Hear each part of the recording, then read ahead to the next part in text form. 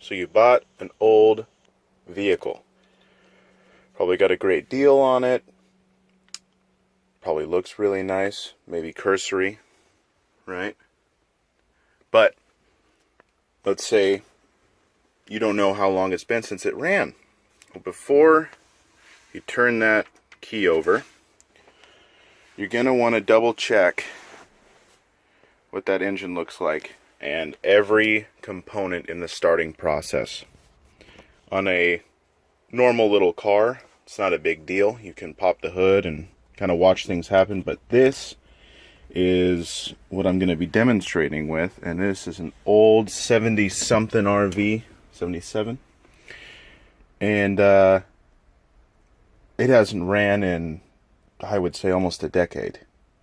So we're going to be going through the process of what, basically how I can get it to run.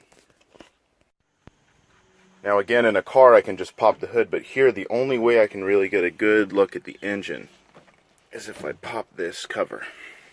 And you see right away there's been creatures in here.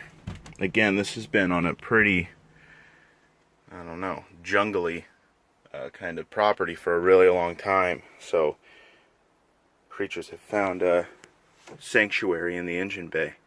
Not a big deal. We're going to clean it off and see how hard it's going to be to get to a fuel line, because that's our first test. Is we're going to be testing the fuel pump in the fuel tank to see if it's still operating.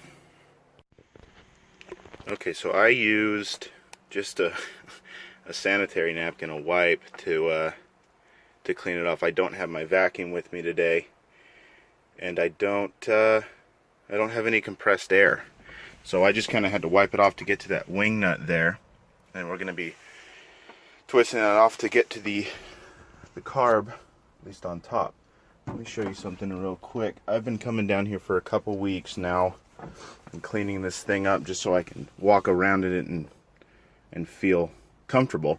Every time I came down here, I sprayed a little bit of that in this engine bay, because the last thing I need is to get bit by a black widow or anything like that while my hands are in some dark crevice in here and I don't know what's going on. So I went ahead and just dusted this around in here and shut it immediately. I know that might be a little toxic, but I think in this case it's better to be safe than sorry.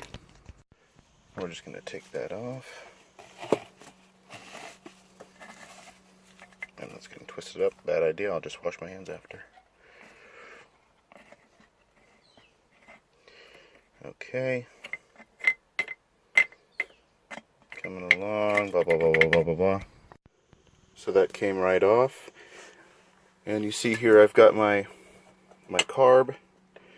This just came loose here. And I don't know if this is really a universal video for really whatever you're doing. I know that working with a Toyota sedan is going to be different than working with a Chevy motorhome, but what we're trying to do here is, because this isn't a fuel injected car, I'm trying to get to the fuel line that I know is going to have pressure behind it, because I'm going to try to run it away from the engine to see what the gas in the tank looks like. I think that's something I failed to mention, is the tank reads half full.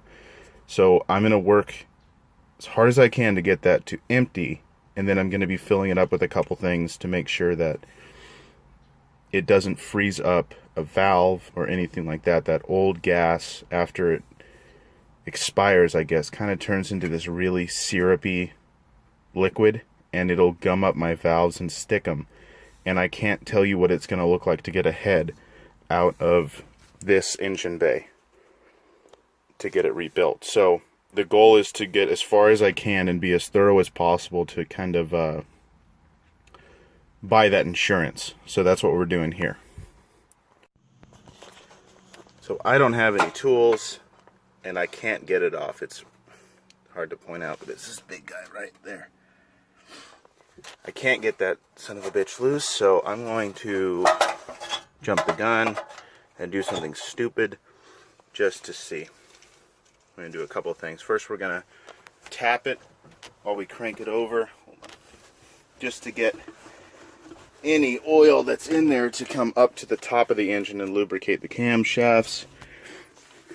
So we're going to just tap it ever so slightly.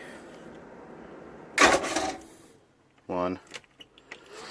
God, I'm very upset with this. 2. Maybe a little more. A little more. Okay. Now just to see if I can get ignition, I've got a little bit of 50-state formula. That's too bright. 50-state formula brake cleaner. Definitely not what you want to use for starter fluid because it's chlorinated, but it'll work because it's alcohol based and it's very combustible.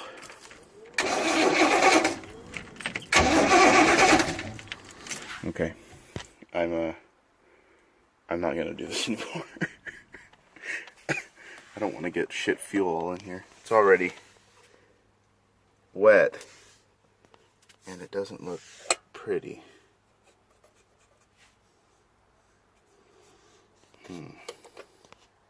Okay, so to avoid doing anything retarded or silly, rather, sorry, we're going to go straight to the siphoning phase, which is where I'm going to just show you. So there is my fuel tank, right? And I go to unlock it, and I know I already see the issue. I can't open it. These guys are super smart. They were almost super annoying. Let's see. That pops, but look at what I'm seeing in here. What is all that? Ew. Ew. Maybe just mold. I hope. But there's the gas can, and it looks like it's sitting still. I'm gonna sweep this out real quick. I'm gonna just kind of get this wet with a diluted container of Simple Green. There's a spider. Exactly what I don't want. Big old spider. Or maybe it's little. And that'll kind of get it all loose for when I hit this with the hose. But for now, where'd that spider go? I don't know. For now we're going to take this off.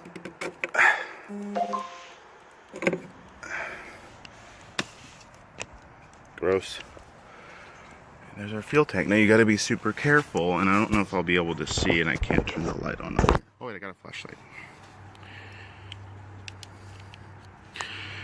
Sometimes, I hope you can see that. It doesn't look like it, at least from what I can see, but sometimes fuel tanks have anti-siphon features, which is great if you don't want somebody to steal it, but is absolutely terrible when you're trying to clean out the gas tank without dropping the gas tank. Not everybody can afford to do that. Me. So hopefully I don't run into trouble. I'm going to be feeding about 10 feet of hose in there, hooking a fuel pump up to it, and then I'll probably hook that up to the battery on this lawnmower to power it. God, this is a lot of stuff going on. Then I have a little boat gas tank to put it in, and I'll show you how to dispose of that, especially if you're on a property with a lot of cars that aren't going anywhere anytime soon. So what I tried to do here was run this gas line, I think it's meant to be for a boat, but it can bear gas nonetheless, down the gas tank. Well, I think it does have an anti-siphon feature here, because I get maybe 4 feet in and then it won't go any further, and I just can't get it wet enough to produce anything. I'm using this small pump I got for a couple bucks, maybe 30 if I remember right. And what I did is, because this RV has a generator, this makes this lesson specifically for RVs, but because it has a generator, it also has a fuel line. There's the fuel line. It would normally run over here to its fuel pump, right next to the ignition and all this good stuff.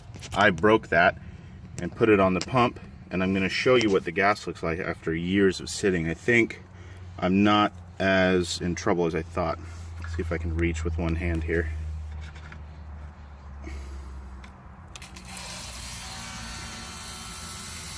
Okay, a little yellow. It's too bad you can't smell it. because when gas expires, it starts to smell a little sweet and kind of musty instead of being pungent. If you've ever gotten a good whiff at a gas station, and you know what I'm talking about, it's like a night and day difference right now. This smells, if I could describe it, as the opposite of gasoline. You got to be careful here, because this could still be combustible. I've got everything disengaged on the RV itself, but what am I playing with? Jumper cables, and easily a spark could occur. So I just got to be careful here, and this is super stupid, and I probably don't condone what I'm doing. In fact, I might switch from the bucket right now to a gas can just so that it doesn't have so much air, because gasoline is a highly evaporative liquid, and it will light the air on fire literally. So let's go do that now. A little safer now, going into this old gas can. This is going to be a good way for me to figure out if the integrity of the can is still good, because what I'm going to do is fill this up maybe twice, and then we're going to go down to the gas station, get some premium fuel, which has a higher combustion rate at higher compression rate. So I think it'll be good for this application. Also, we're going to get some lead additive. They use that in old cars to add to fuel, so that it can kind of lubricate things as it goes through the combustion chamber. We're going to be using a little bit of it just to make sure that everything gets lubricated on its first start in a long time. And also, we're going to be getting a fluid called heat. It combines to water in gas tanks and helps it go through the combustion cycle without becoming a problem. So we're going to be adding maybe 2 containers of heat, half a container of lead additive, and 5 or maybe 6 gallons of premium fuel. We're going to then go try to start it, see if it'll idle, and then we've got a rolling vehicle well over its value when I first bought it. I bought it pretty much sight unseen, completely filthy, and not running at all. So blah blah blah.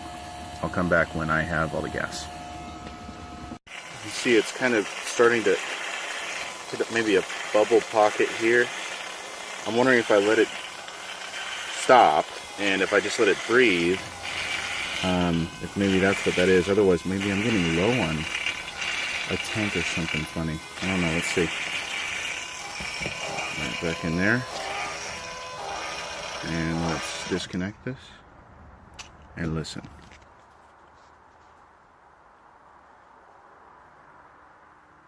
I don't hear anything.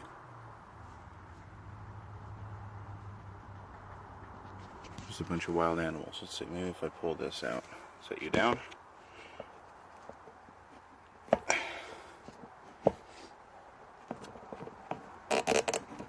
Come on. Jesus Christ. Okay. Disconnect.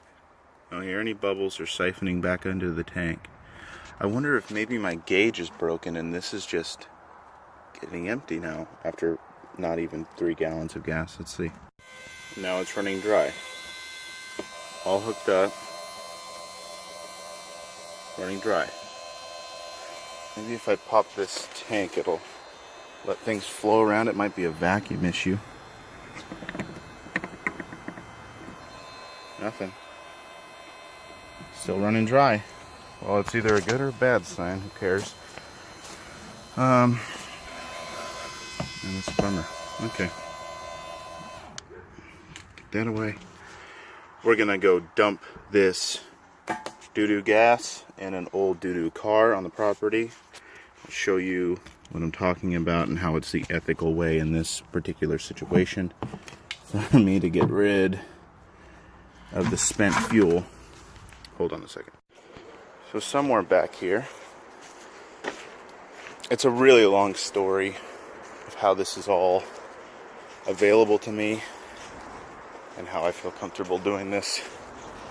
But I figure ethically, in a general sense, you'll figure out how to dispose of gas. Sometimes a Gas station will let you do it. A mechanic shop has a random or assorted waste fluid container. They'll let you fill up a little bit if you, I don't know, get an oil change or something.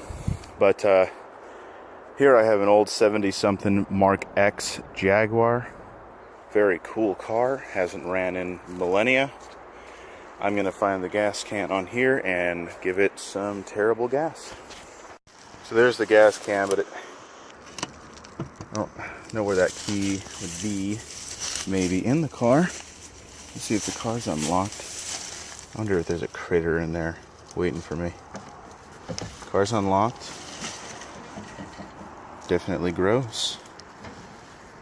But kind of cool, right? Maybe. I don't see keys. I do have to sneeze. Ooh. Ooh. Ah, there it is. Right, let's get in here. Let's see what this is all about. Where's the ignition? Probably on the other side, huh? This is built for the American. So it's all over there, but that doesn't mean that they updated the steering column, which means I gotta crawl across all that crap to get to the driver's side. Oh, now maybe be a man. Crawl in here. Oh, the spider webs. I'm gonna get bit by something gross. I don't see it. I don't even know where a key would be. There's a lot of neat stuff in here. How do I release the door? Or the seat, rather. I can just open the back door. Yep. Let's see. You know, also on the driver's side, there might just be a little latch I can pull that allows me to pop that. Man, this is a shame this thing's gonna go. Look how neat that is. And it's got like solid wood trim on it. But I don't have $100,000 to fix this, and nobody that I know does. I'm gonna have the what is it? Some kind of institution of antique and collector car. It's just neat. They're gonna. That cut me off because I'm recording too much and probably talking too much. Let's see what the MG gas tank looks like.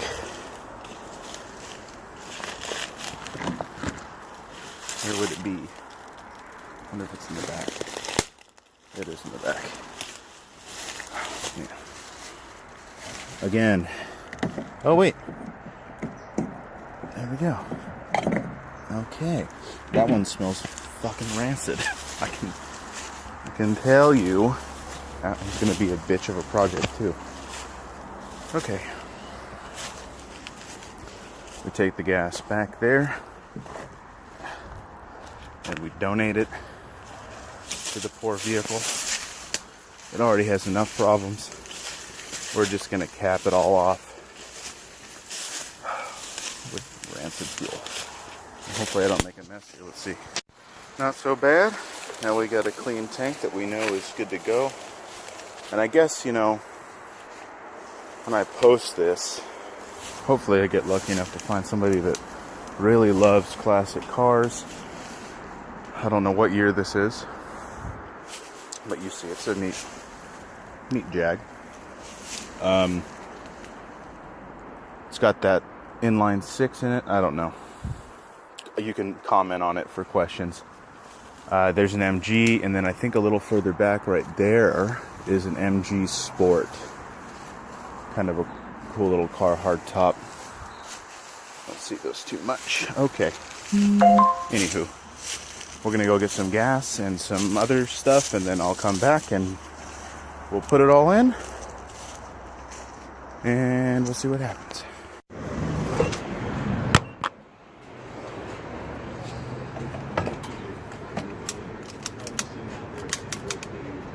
Begin fueling now. Begin.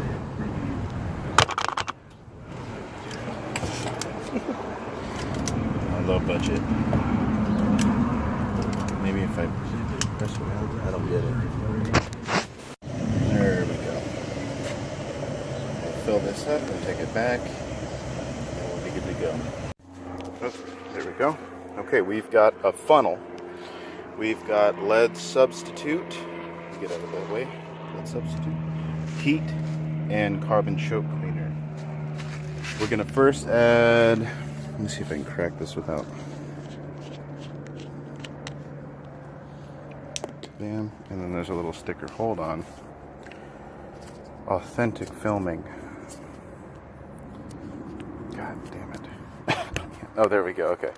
So we're going to add the additives first so that the gas that goes in last can mix around all this good stuff. So first, this entire bottle treats 25 gallons of gas. I don't think that's what's left because I did run the fuel line dry on the generator. But another thing that came to mind is that maybe the manufacturer of this RV was so smart that he thought to himself, okay, maybe these guys don't want to worry about using up all their gas with their generator when they're out and about. So the generator fuel line only goes to X amount of gallons before it doesn't have any more fuel to suck up, which leaves maybe a generous amount inside of the gas tank to run the engine so that they can get to a gas station. It's kind of like a built-in fail-safe so people don't strand themselves by just running their generator and not paying attention. I think that's what that is, which means I might have a lot of gas left in the gas tank. So we're going to be adding heat, which supposedly, and I've used it before, I love this stuff, is an injector cleaner. It removes water and gum or tar from fuel lines in the fuel system itself. So a whole container of that. Next we're going to add maybe a little bit, not the whole container, of this lead substitute. It's meant for older engines. People, God bless, hold on.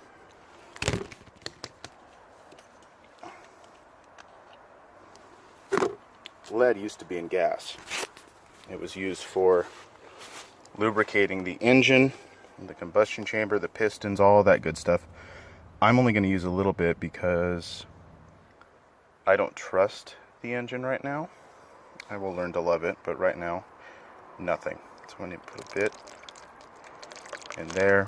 This is going to help lubricate the entire system so that I don't have anything get stuck. The carbon choke is also very flammable, aerating gas, highly evaporative. I'm going to be using that to get ignition. And hopefully, because earlier we couldn't get it to turn over by itself, I'm not done using the funnel. I'm going to have to turn this off to put the gas in. But because we couldn't get it to spark or show any sign of gas getting into the fuel system earlier when we were inside, I'm going to use it just to get that to happen, because I don't know if the fuel pump works and I can't really hear it. There's too much space in between the back of the RV where the fuel tank is and the driver's seat up front. So we put the gas in there, mix everything around, and then we're going to revisit ignition and see if we can get something going. Okay, I just huffed gas for 10 minutes and I feel terrible. Let me rotate the screen here. That last one got cut. Whew. Feeling a little dizzy from all that gas, but we've got over 5 gallons in the tank. If I was a super smart and devoted individual, I would go get more gas. So the next thing that we're going to do, just because I don't know how much is in that tank, and the more you dilute that garbage gasoline, the better. But with the additive and all the fuel, the premium fuel, I think we're going to be good. So we're going to be spraying this good stuff in there and turning it over. I gotta go get the key. I'll be right back. Running out of room on my phone, so this has to be super quick. I'd like to explain more, but it's easy. Spray this. Get it just saturated, because it doesn't matter. Turn the key over and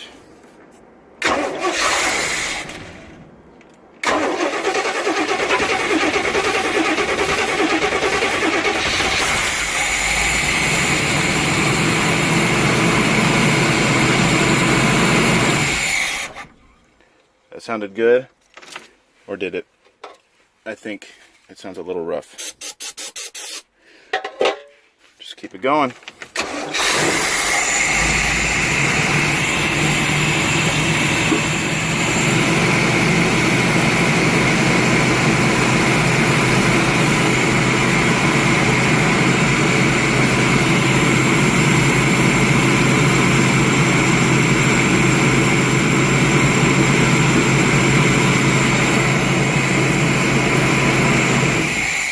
The real test is going to be sealing everything back up, running it, giving it some gas, blah, blah, blah, blah. Just making sure that everything feels and sounds right. If it's vibrating a lot, anything like that, you just got to be super careful.